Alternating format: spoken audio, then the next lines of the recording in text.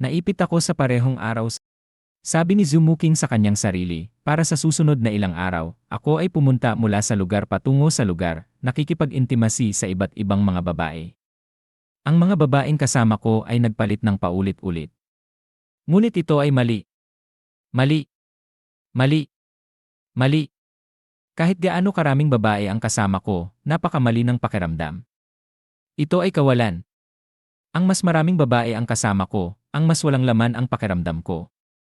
Walang kasiyahan sa lahat. Sa halip, ang intense na kawalan na ito ay malapit nang lumunok sa akin ng buo. Dahil ang taong kasama ko ay hindi si Oliver, ang pisikal na pagpapalaya ay hindi kayang balansihin ang aking nag-aapoy na puso sa lahat. Oliver, ikaw ang nagdadala sa akin ng pagkabalisa. Ikaw ang nagtulak sa akin sa lahat ng ito. At kaya, nang gabing yon, kidlat. Mukhang ulan. Ang ulan ay mabuti. Oliver, magsama tayong mabasa sa ibaba.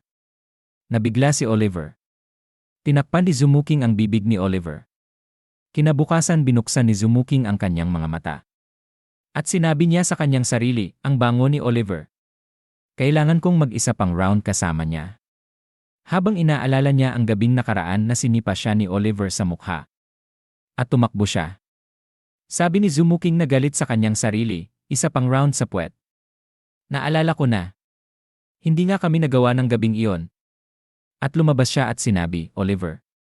Oliver, bibilang ako hanggang 3, ngayon ilabas mo ang iyong puwet dito at nakita niyang walang sinuman sa labas. Sabi ni Zumuking, kung lalabas ka at pagsisilbihan mo ako ng maayos ngayon, maaaring mapatawad pa kita. Kung hindi, kung kailangan kitang hanapin, mararanasan mo ang isang kapalaran na mas masahol pa sa kamatayan. Biglang dumating si Jin Yuzen. At nabangga kay Zumuking. Sabi ni Rim Yuzen, Boss, may masamang nangyari. Sabi ni Zidi Muking, mukhang nakakita ka ng multo. Ano ang problema? Sabi ni Rim Yuzen, Boss, ang dalawang iyon. Ang dalawang kumpanya ay nasa gulo.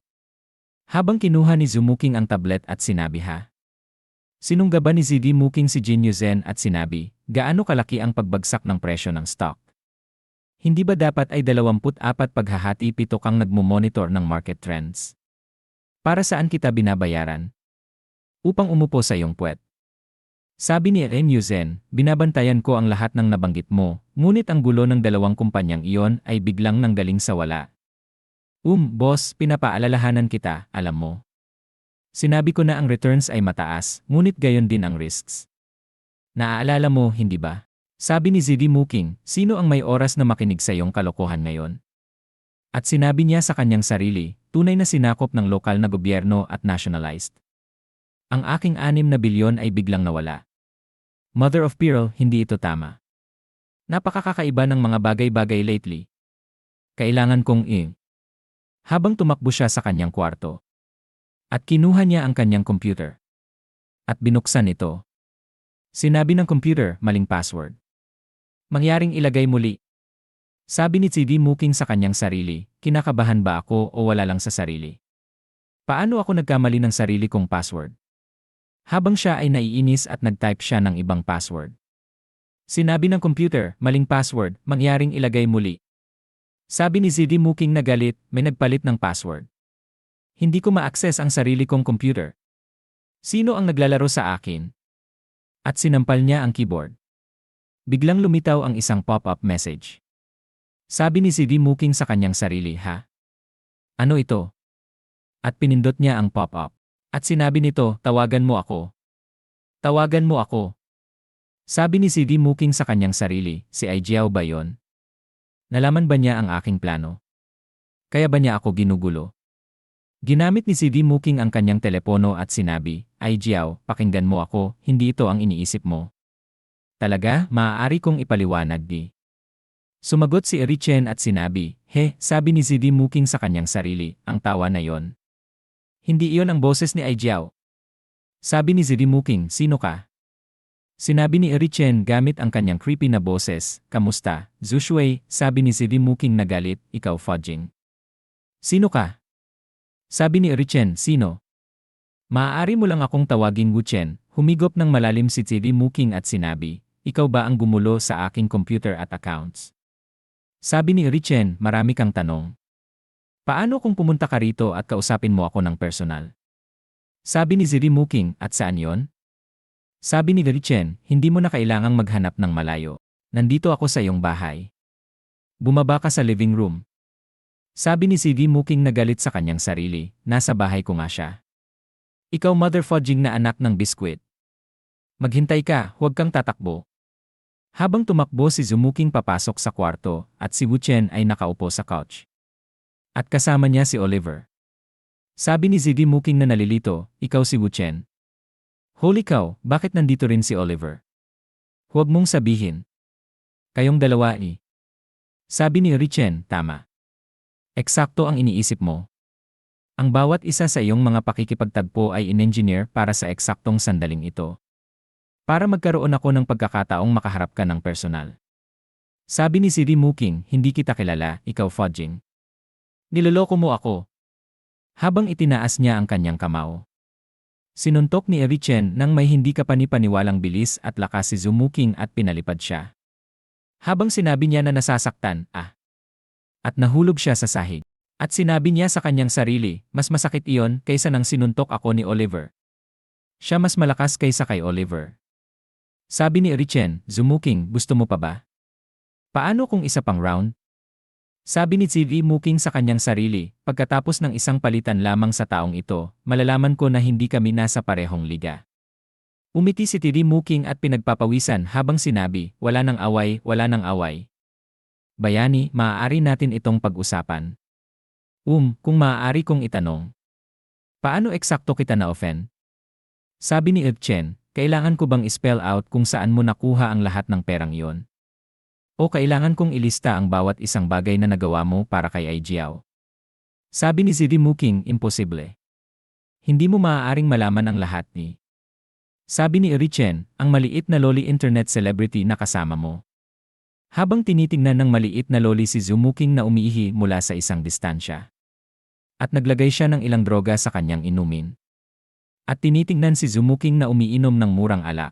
Sabi ni Zirimuking na shock, gumawa siya ng isang maliit na bagay para sa akin. Impossible.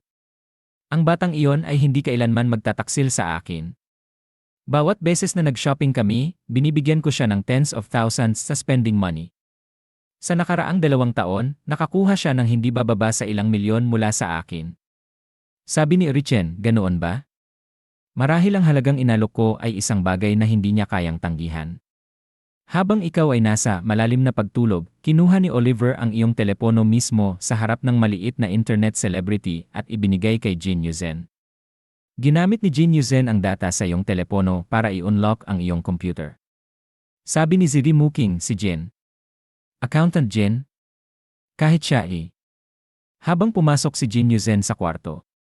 At nag-post tulad ng isang modelo. At sinabi niya, si Wuchen at ako ay mga komprehensibong strategic partner. Kung mahirap itong maunawaan, maaari mo lang akong isipin bilang isa rin sa kanyang mga babae. Tiningnan ni Zirimuking ang sahig at sinabi, bakit? Bakit ikaw sa lahat ng tao? Sabi ni Ren Yuzen, boss, ang bumabaog ay nagbabayad. Ang kapalit ay garantisado. Sa palagay ko iyon ang lubos na naglalarawan sa iyong sitwasyon, hindi ba? Sabi ni Zirimuking, kaya pala ganoon. Kaya pala ganoon. Ang isang walang halagang bruha na hindi ko man lang titingnan. Para sa akin, si Zumuking, na mahulog sa iyong mga kamay, hahaha. Buong buhay ko ay naglaro sa mga babae, upang sa huli ay malaro ng mga babae, hahaha. 10 minuto mamaya sabi ni Oliver, bakit siya patuloy na tumatawa? Wuchen, nabaliw ba siya? Sabi ni Zirimuking, lahat ng miyembro ng security team. Kunin ang inyong mga armas at labanan sila hanggang sa kamatayan. Habang ang kwarto ay nahulog sa patay na katahimikan. Sabi ni Zirimuking na shock, nasaan ang lahat? Patay na ba kayong lahat? Hindi nyo ba naiintindihan ang sinasabi ko? Sabi ni Captain Ninyuan, sino ang nangangahas kumilos? Kami ay mula sa state security. At mas mabuting mag-ayos ka. Huwag mong isipin na hindi namin alam ang nagawa mo. Sumama ka sa amin. Zumuking, ikaw ay inaresto. Habang nilalagay niya ang mga costs kay Zumuking. Sabi ni Richen, yo kapitan ning sabi ni Captain Ninyuan, magaling na trabaho. Sabi ni Richen, kaya makakakuha ba ako ng reward? Sabi ni Captain Ninyuan, hindi ba sapat ang pagdagdag ng isa sa iyong harem? Pinagpapawisan si Richen at sinabi, well. Pero lumiko si Captain Ning Yuan at sinabi, hanggang sa muli nating pagkikita. Sabi ni Richen sa kanyang sarili, ang tono ni Kapitan Ning. May nakatagong kahulugan sa kanyang mga salita. O baka naman sobra lang ako nag-iisip. Kalimutan na hindi ito ang tamang oras para doon. Sa ngayon, mayroon akong mas mahalagang bagay na gagawin. Gabing iyon tumawag si Rem Yuzen sa telepono at sinabi, ay Jiao. Ito ang accountant ni Zumuking, si Jin Yuzen. Si Zumuking ay ganap na wala na sa larawan. Simula ngayon, ako ang iyong bagong partner. Habang tinitingnan ni Jiao ang kanyang computer monitor at ito ay isang automation ng isang halaman sabi ni Jiao, Jin Yuzen, hehe. Mayroon ka talagang tapang. Ngunit makikita natin kung ang iyong mga kasanayan ay kasing laki ng iyong tapang . Sabi ni Rem Yuzen, ano ang ibig mong sabihin? At pinagpapawisan siya at tinitingnan si Wu Chen na nagsasabing, maaari ba talaga nating linlangin si Jiao? Sabi ni Richen, nagbibiro ka ba? Pagdating sa technical skill, si Her Excellency ay number 1 sa mundo. Ang antas na ito ng signal scrambling ay wala sa kanya. Sabi ni Dai Huang, Wu Chen, may aktibidad sa reverse trace. Savoy? Ano yon? Sabi ni Richen sa kanyang sarili, ang pamilyang Savoy. Iyon ang pamilyang nabanggit ni Ina. Si Jiao ay talagang Sabi ni Jiao, si Zumuking ay ganap na compromised. Kailangan niyang kumuha ng isang malinis na identity at subukang muli. Habang biglang naput ang tawag ni Jin Yuzen. Sabi ni Dai Huang, putsa, natuklasan ni Ezio ang read-only trace. Pinutol niya ang source. Sabi ni Richen, sobrang mainat siya. Sabi ni Dai Huang, napakaiksi ng window. Ang lahat na maparse ko ay isang pangalan at isang pangkalahatang lokasyon. Sabi ni Richen, Italia, tulad ng inaasahan ko kay Her Excellency. Upang makahanap ng dalawang kapaki-pakinabang na clues sa ganoong maikling oras. Kahanga-hanga, sabi ni Dai Huang na nalilito sa kanyang sarili, ha? Ito ay itinuturing na kahanga-hanga. Tumayo si Richen at sinabi, mukhang kailangan ng isang biyahe papuntang Italia. Itinaas ni Dai Huang ang kanyang kamay at sinabi, ako, gusto kong pumunta rin. Isama mo ako. Sabi ni Richen, kaya mo bang hawakan ng isang biyahe na ganoon kalayo? Sabi ni Dai Huang, ang taong iyon. Sa pag-iisip na kaya niyang matuklasan ang aking trace. Tiyak na nag-spark ng kanyang fighting spirit. Sumilip si Oliver sa kanila at sinabi, ang bagay na ito. At sinabi niya, Savoy. Nakakonekta ito sa akin, hindi ba? Sasama rin ako. Sabi ni Richen, kayong dalawa. CJ. Sabi ni Rem Yuzen, sinabi sa akin ng taong si Ezio na baguhin ko ang aking identity. Ano ang gagawin ko? Sabi ni Richen, kilala ko ang isang taong maaaring makatulong, ngunit kailangan mong maghanda. Pinagpapawisan si Rem Yuzen. Kinabukasan mukhang naiinis si Guy Robing. At sinabi niya, Bernd, anong uri ng masamang plano ang iyong niluluto ngayon?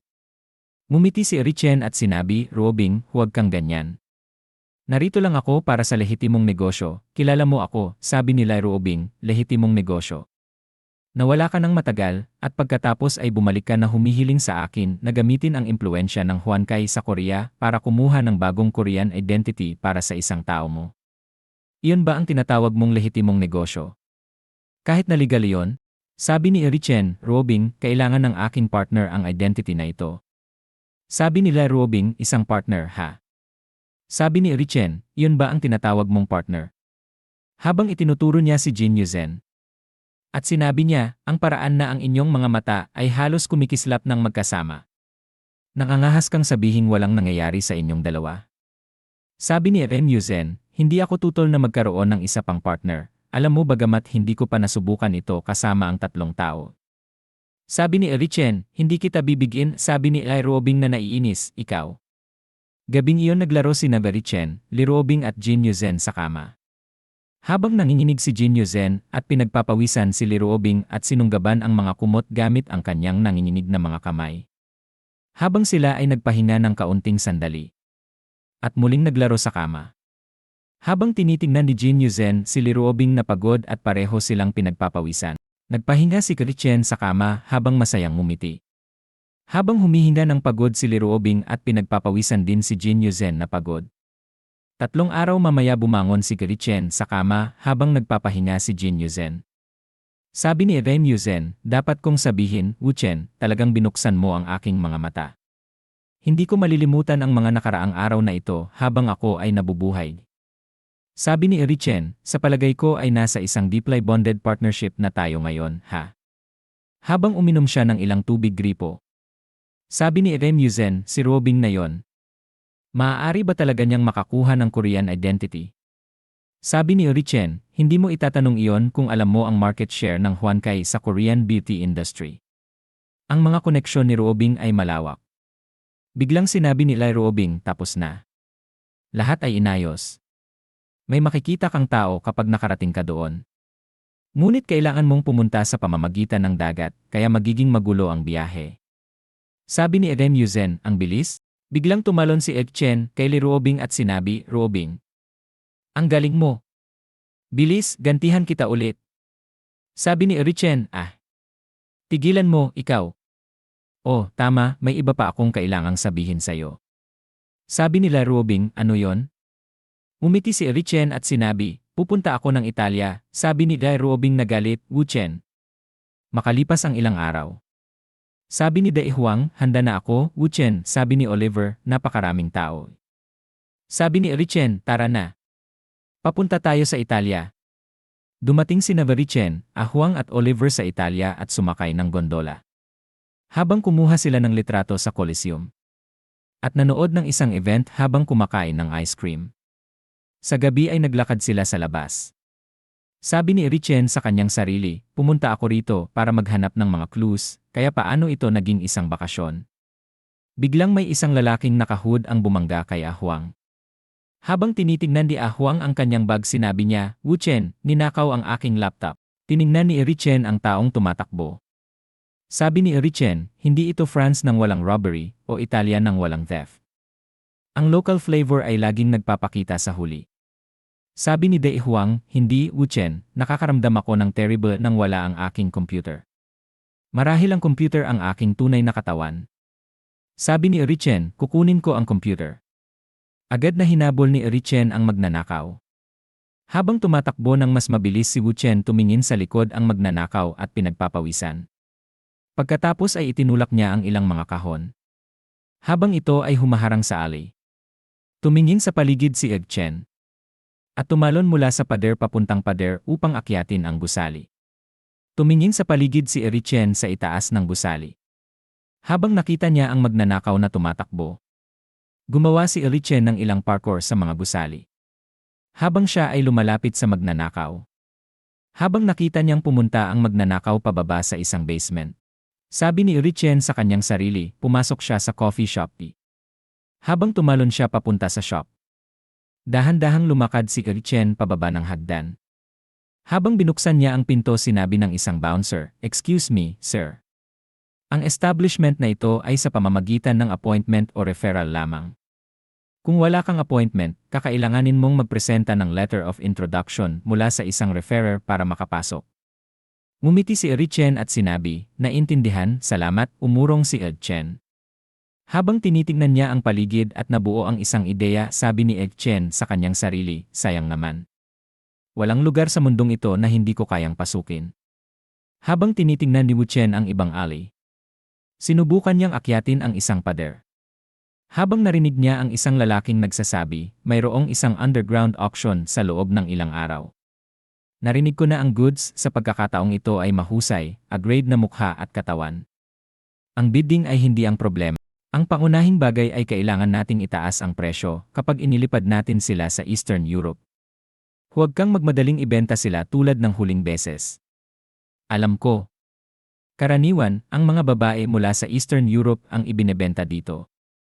Ang mga lalaking Eastern European ay hindi pa nakakatikim ng aming mga high-class na Western European na babae. Bukod pa rito, huling beses ay dahil sa kalidad ng goods ay medyo masama. Huwag kang mag-alala, alam ko kung paano itaas ang presyo sa pagkakataong ito. Sabi ni Erichen sa kanyang sarili, isang underground human auction. Hindi related ayon. Sabi ng mga lalaki, oh tama. Sa mga goods, mayroong 28 taong gulang, top quality na mga ito. Huwag silang ibenta, nakalaan sila para kay I. Sabi ni Richien sa kanyang sarili, Maaari bang si Ezio? Sabi ng kalbo, alam ko. Ito ang top priority. Paano ko makakalimutan? Umakyat din si Oliver sa ledge at sinabi, Wuchen, habang si Ahuang ay nag-stack ng ilang mga kahon at sinusubukang umakyat. Sabi ng kalbo, heto. Ito ang dedicated phone para sa pakikipag-ugnayan kay ang oras at lokasyon ng auction ay narito rin. Sinabihan ni Richien si Oliver. Sinabi ni Oliver ng mahina, nahanap mo ba? Habang sinusubukan niyang mag-gesture sabi ni Dei Huang sa kanyang sarili, nasa loob siya, ngunit hindi magandang oras para pumasok mayon.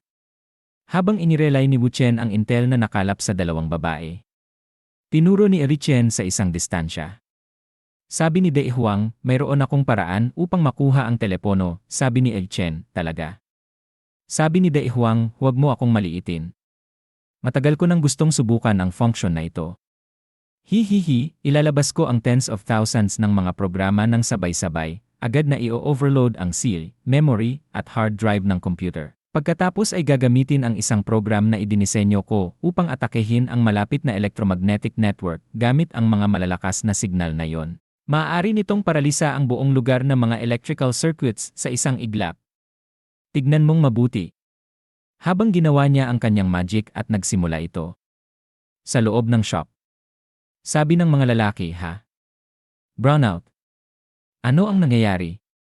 Ikakonekta ito sa pry, binuksan ni Richien ang bintana gamit ang kanyang beaming white eyes. Habang sinuntok niya ng karate ang lieg ng mga lalaki agad na pinapatulog sila. Sinabi niya sa kanyang sarili, ang telepono ay. May paparating. Kailangan kong lumabas dito ng mabilis Isang fried computer. At dito na nagtatapos ang video natin ngayon. Maraming salamat sa panonood, sobrang na-appreciate ko kayo lahat. Kung nagustuhan nyo ang content, huwag kalimutang i-like at mag-subscribe para hindi nyo ma-miss ang susunod na mga videos. May gusto kayong sabihin o may tanong? Mag-comment lang sa baba, gusto kong marinig ang opinyon nyo. Hanggang sa susunod mga kagoto. Stay awesome, stay curious, at kita-kits sa next video.